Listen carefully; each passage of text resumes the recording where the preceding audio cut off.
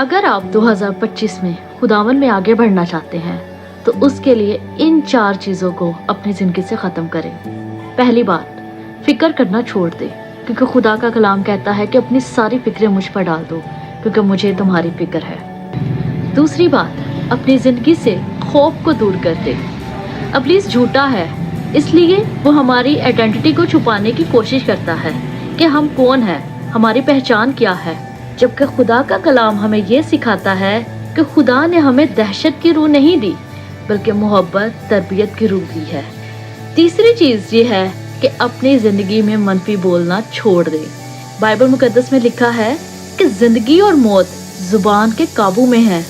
चौथी बात, लोगों को खुश करना छोड़ दें। बहुत बार लोगों को खुश करते हुए हम ज़िंदगी में गलत फैसले कर जाते हैं। हमारा ध्यान खुदा को खुश करना होना चाहिए।